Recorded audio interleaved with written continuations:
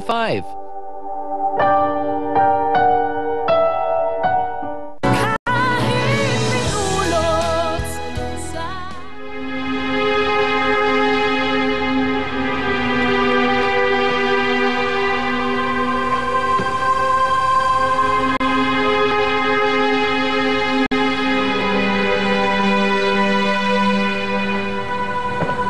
Yung susi ba nasa'yo?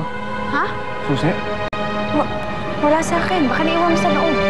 Sandali, babalikan ko. Diyan ka lang, ha? Sige.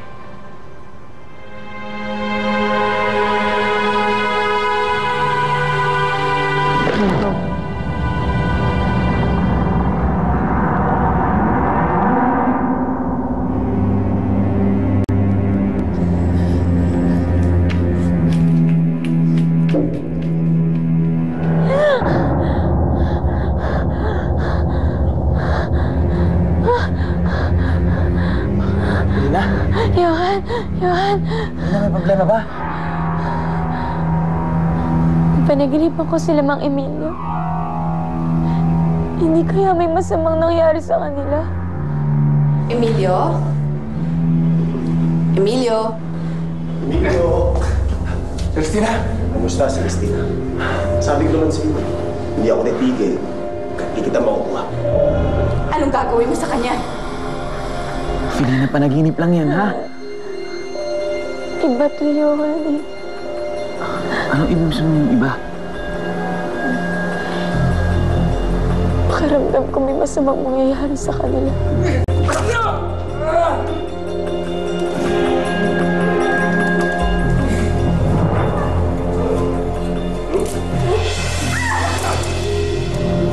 Johan.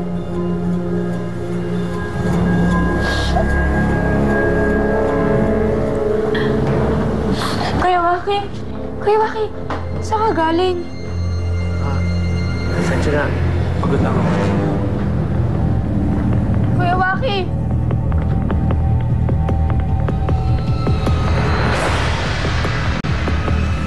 Walang siya mo talagang hubog.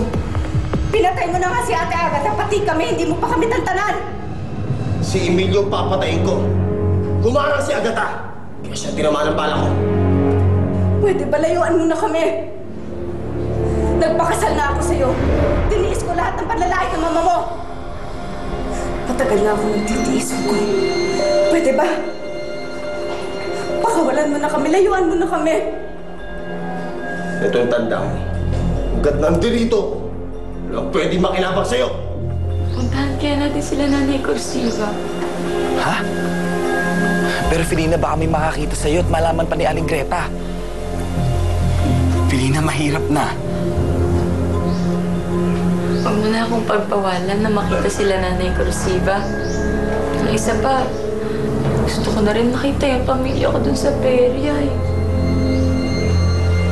Baka alam nila kung anong kasagutan sa mga nangyayari ngayon. Sige na naman, oh.